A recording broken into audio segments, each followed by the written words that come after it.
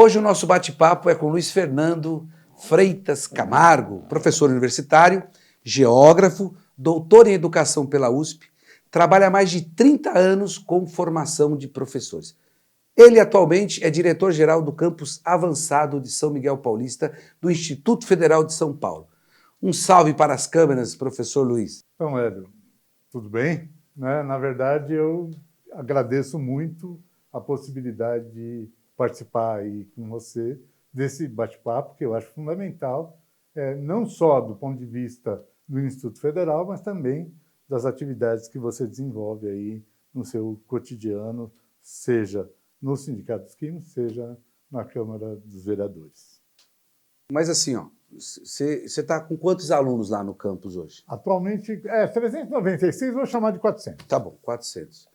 Fora curso FIC. FIC, Formação, Formação integral continuada. Aí a gente tem muitos alunos. O que é o FIC? Dá que tipo de curso? Olha, entre outros, dá inglês básico, dá sommelier, a gente dá um monte de curso lá, né? E tem um número significativo de matrículas, né? Mas essas matrículas não são computadas e você sabe disso, não são computadas na CETEC como matrícula que justifique a transformação de um curso, de um campus avançado para um campus menos avançado. É isso. Essa é a que também não é dificuldade. pleno. também É só pleno. menos avançado. Mas lá, você forma lá quantos alunos por ano lá? Na verdade, em torno de 80. De 80 que Isso. terminam e vão ingressar Desses 80, a gente pega a estatística do ano passado. Desses 80, a gente pediu informação sobre quem havia entrado em universidade pública. A gente teve 56 respostas. Dos 80, a gente... 70 e poucos. A gente teve esse tanto de resposta com 96 estudantes que entraram em universidades públicas. Quer dizer, por que 96 se foi só 50 e tantos? Foi por conta de que, na verdade, tem estudante que entrou na USP, entrou na Unicamp, entrou na Unesp. Então, entrou em mais de uma instituição. Mais de uma instituição. Então, nós tivemos 96 respostas. E nós tivemos alunos... E que tipo de curso que esses alunos estão entrando nas universidades? Olha, eu falo isso porque eu falo com um certo ufanismo, né? Nós tivemos 2 alunos que entraram na São Francisco, sem cursinho, sem nada. São Francisco, que é uma das maior escola de direito do Brasil. Do Brasil, De onde saiu vários presidentes. Isso aí. Ministro da Fazenda do Largo São Francisco? Isso. Ministro da Fazenda é da Sociologia da USP. Não, mas ele também passou pelo Largo São Francisco. Direito na Quem? Largo São Francisco. O Haddad? O Haddad vem do Largo São Francisco. Eu não sabia. Ele veio do Largo São Francisco, Sociologia e Economia. Economia também sabia. Mas aí está no pós, no mestrado isso. E tal. Doutorado. Então, a gente tem estudante que entrou na Sociologia, tem muito estudante que entrou na Geografia, teve estudante que entrou na Informática, na Biologia. Teve estudante que entrou em... Luiz, qual que é a importância territorialmente de ter um Instituto Federal? Esse pessoal que estão ingressando nas universidades públicas, eles são da onde? Eles são ali do território? São. Na sua maioria? São. Acho que a gente teve uma mudança. E não é uma mudança que eu reputo como boa. É assim, quando a gente começou, em 2018, a gente fazia análise de currículo. Não fazia vestibulinho. Mas houve uma proibição do MEC. Quer dizer, na verdade, não foi uma proibição do MEC. Houve instâncias que entraram Ministério na Justiça, Público, etc. E acabaram barrando isso. E agora a gente tem que fazer vestibulinho. Mudou um pouco o perfil do estudante a partir do vestibulinho. Hoje a gente tem estudante com um perfil mais classe média do que tinha no começo. Isso é ruim por conta de que a nossa missão, o nosso objetivo é atender estudante de uma formação de escola pública, né? Se bem que ainda a gente tem 50% das vagas são destinadas a estudantes da escola pública. tem estudante da escola pública que também entra nas outras 50 de procura geral, né? Mas mudou um pouquinho. Antes a gente tinha um compromisso maior, inclusive, com a população mais pobre da região. Agora, é uma região pobre, óbvio, né? Os nossos estudantes, eles não moram exatamente em São Miguel, eles moram no Jardim Helena, Curuçá, Jacuí, moram Itaim. no Itaim. Então, na verdade, a gente tem estudante da redondeza, mas não especificamente São Miguel. São Miguel é muito pouco. São Miguel ali o centrinho, né? Porque São Miguel é uma região mais antiga, São Miguel tem muitos aposentados, e São Miguel é a região mais nobre daquela região toda, né? Quando eu fiz os projetos de curso, foi necessário eu conhecer um pouco da região, né? Eu fui atrás de dados sobre a região. E, na verdade, é assim, São Miguel é um centro que comporta uma periferia bastante significativa, né? Exatamente. É isso. Uhum. Né? Na verdade, ele é um centro muito antigo, do século XVI. Por causa da nitroquímica? Está posto. Né? Depois com a nitroquímica também. Mas São Miguel, o centro de São Miguel não representa a região de São Miguel. A região de São Miguel ela é muito, muito carente, né? O que identifica muito mais com aquilo que a gente chama de Zona Leste. Né? Zona Leste 2, que é isso. E é tão interessante isso a ponto de a gente perceber que Hermelino Matarazzo se desgrudou de São Miguel e está muito mais vinculado à Penha. Por quê? Porque a Penha tem, do ponto de vista de status, a Penha tem mais status que São Miguel. Tem. Então, a população de Hermelino hoje está muito mais voltada para a Penha do que voltada para São Miguel. É muito interessante essa história. Fruto da industrialização também. Chega primeiro em Hermelino Matarazzo. A Matarazzo. Né? Exatamente, a Matarazzo. Depois você vai ter a nitroquímica. Sim. E sempre foi uma concorrência dessas duas localidades ali, muito forte. Mas, a princípio, a Hermelino estava mais próximo de São Miguel. Estava mais próximo. E agora está mais distante. Porque Hermelino e São Miguel estavam os dois distantes do centro, né? Sim. Eles eram mais... Eles eram... regiões bem afastadas, né? Partícipes.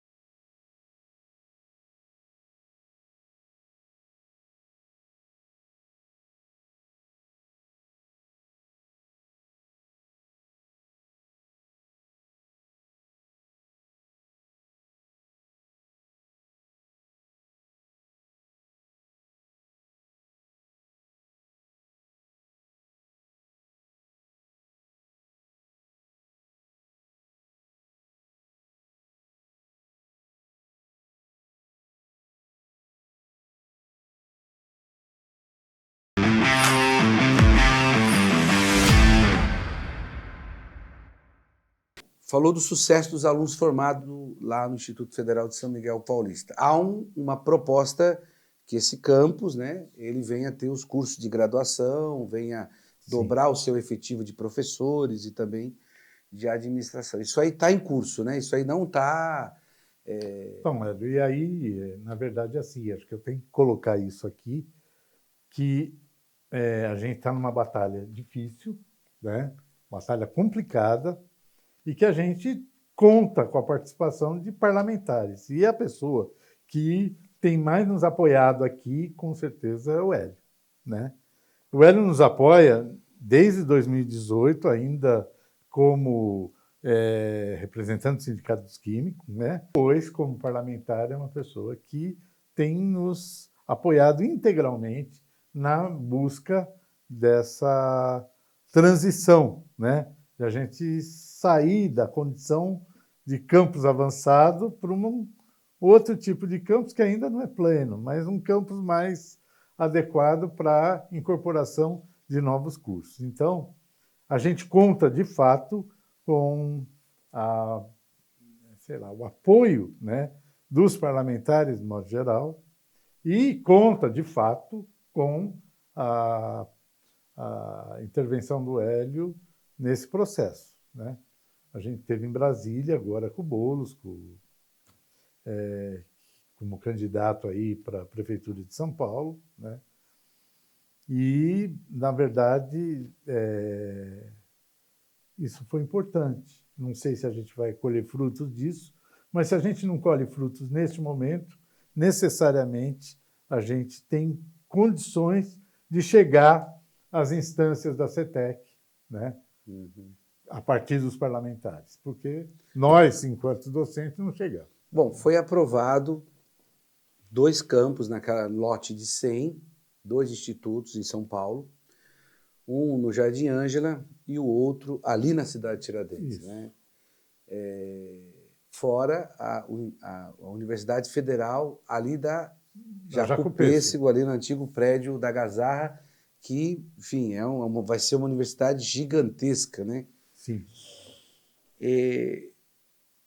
Para a efetivação do campus da cidade de Tiradentes, você que tem essa experiência no Instituto Federal, qual é o tempo que você acha que ele vai ter para abrir as portas para começar o curso? Porque São Miguel Paulista é uma realidade. Sim. Está lá o prédio, não dá para voltar atrás. A expansão, eu acredito muito, Luiz, que ela vai se dar. Quer dizer, nós vamos ser um campus pleno, porque não tem como, essa lógica não encaixa. Quer dizer, se você consegue, em pouco espaço de tempo, ter uma quantidade de alunos ali já com um trabalho muito concreto ali, sedimentado, tanto do ponto de vista local, assim, já tem uma produção, digo, já tem o que dizer do Instituto. Agora, cidade Tiradentes, quando você acha que a gente vai poder ver entrar na sala de aula os primeiros alunos? Eu acho que é assim. Bom, primeiro queria dizer que São Miguel não são só 2 cursos, né? Tem infinidade de projetos muito bem sucedidos, né? A gente tem projeto de horta, a gente tem projeto de educação étnico-racial, a gente tem um monte de projetos. Na verdade, e isso vale a pena a gente estar ressaltando, o Instituto Federal ele pensa na formação a partir de ensino, pesquisa e extensão, né? O que significa isso? Que o ensino, necessariamente, ele conta com a pesquisa como princípio educativo e a extensão como elemento de realidade que nutre a formação do estudante. Então, o Lucas vai colocar todos os cursos que o Instituto Federal tem aqui, de algum lado da tela, que vai aparecer, né? Legal. Isso é importante dizer, porque a gente fica falando de 2 cursos, fica parecendo que a gente não faz mais nada. Não, é o contrário, a gente faz para chuva. Por outro lado, é evidente, e eu fiz parte do grupo que iniciou a discussão sobre a cidade de Tiradentes, né? Sobre o campus da cidade de Tiradentes. Eu primeiro, o Hélio depois, né?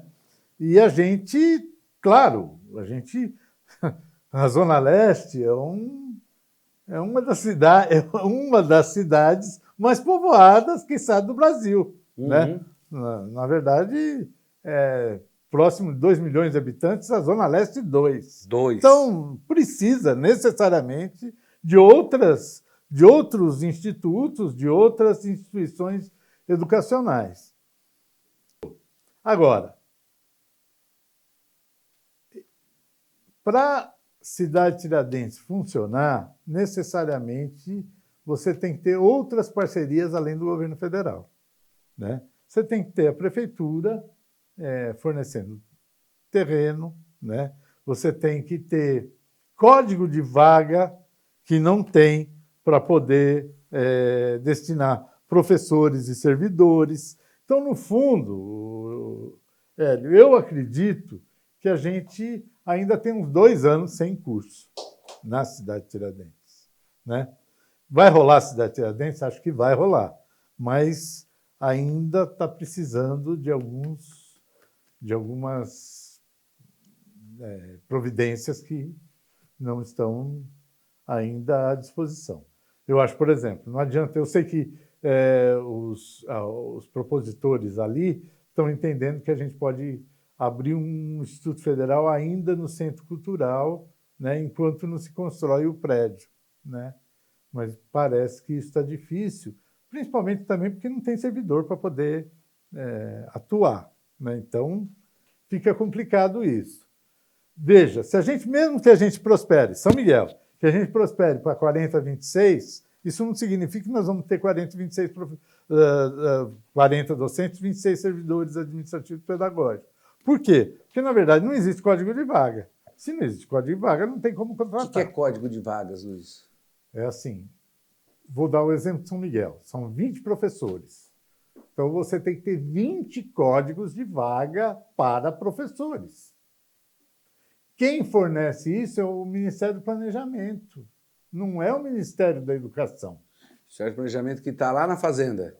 Então, no fundo, não adianta também você prosperar para um campus avançado que tenha mais docentes e administrativos se você não tiver a liberação de código de vaga para a contratação de servidores.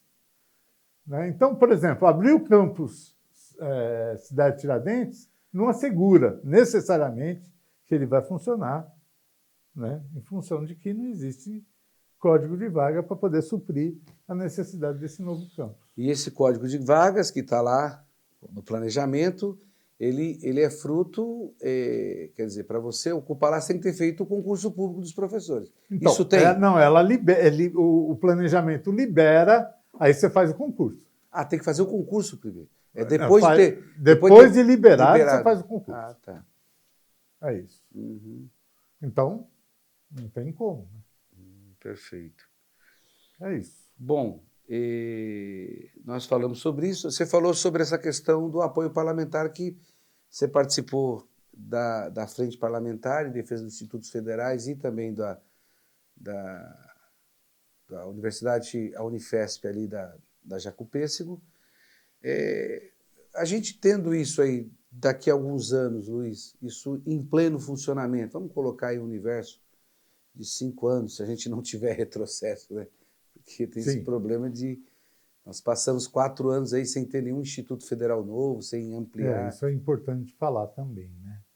Que, na verdade, a gente retrocedeu durante 4 anos no governo Bolsonaro. Acho que é importante a gente colocar isso. Na verdade, a gente retrocedeu 6, porque tem 2 do governo Temer, né? E depois mais 4 nefastos do governo Bolsonaro, né? Eu acho que é importante a gente reforçar isso, porque senão a gente dá uma visão, um panorama linear da história, sem colocar esse ato fundamental para se compreender o processo educacional da rede federal nesse país, né?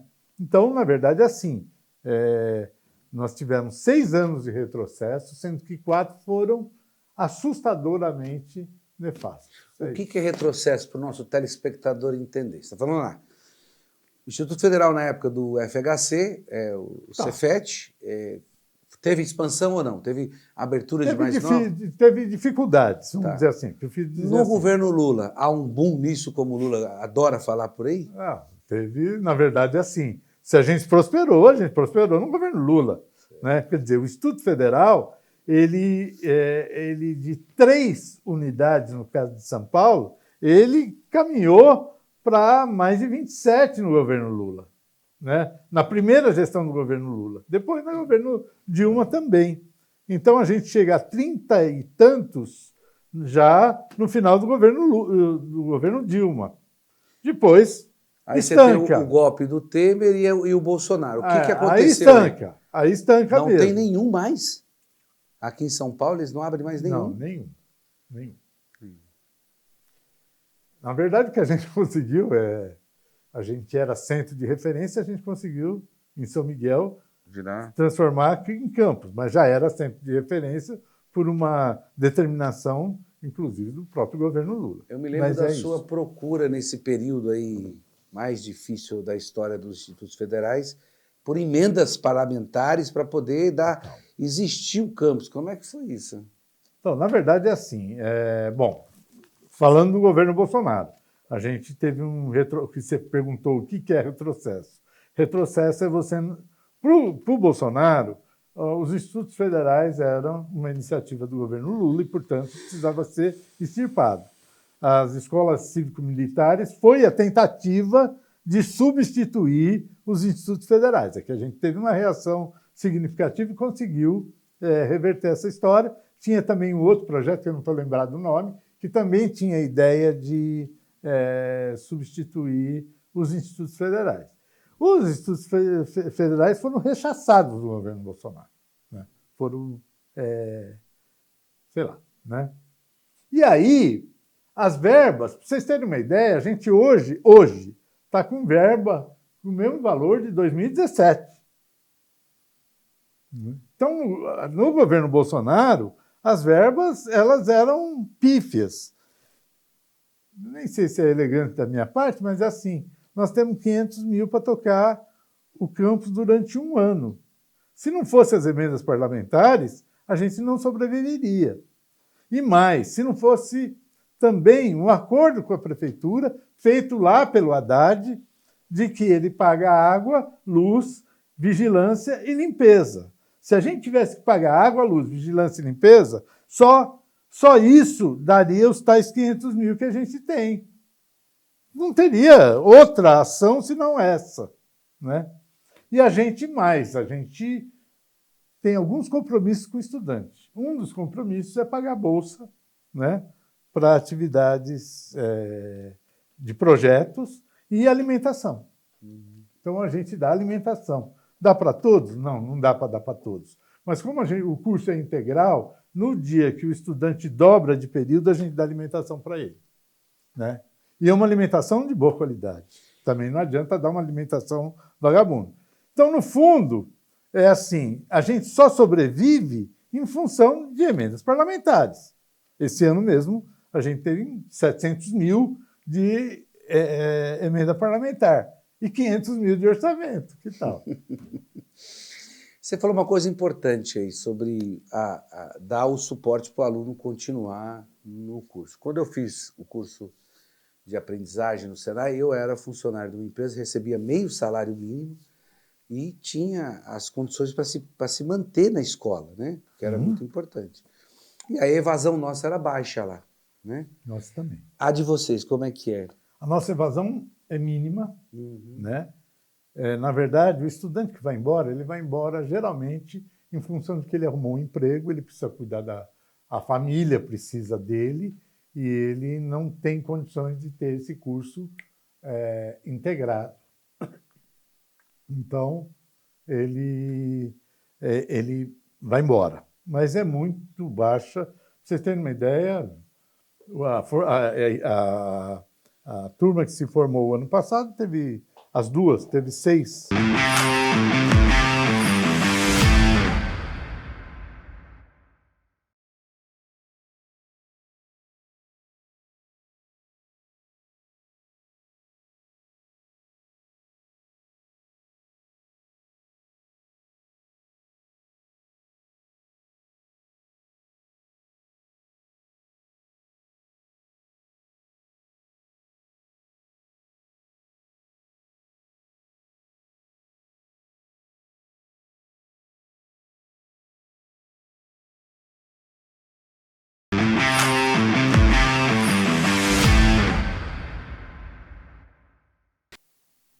Hoje o nosso bate-papo foi com o Luiz Fernando, diretor do Instituto Federal de São Miguel Paulista. Importante as informações que ele trouxe para nós, da importância desse instituto e da expansão que está ocorrendo agora pelo presidente Lula.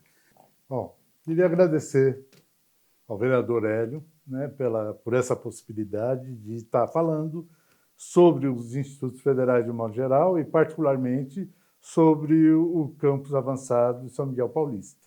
Na verdade, a gente está aí numa batalha, na perspectiva de conseguir aumentar as possibilidades de cursos dentro do campus São Miguel, e a gente conta necessariamente com o apoio dos parlamentares. O Hélio tem sido um parlamentar fundamental nessa luta, nessa batalha, né? E dizer que a gente está sempre à disposição do vereador Hélio na perspectiva de entender os processos que levam à educação nesse país e que envolve necessariamente os institutos federais. É isso. Obrigado mais uma vez, Hélio. Um abraço, até o próximo Bora Geral.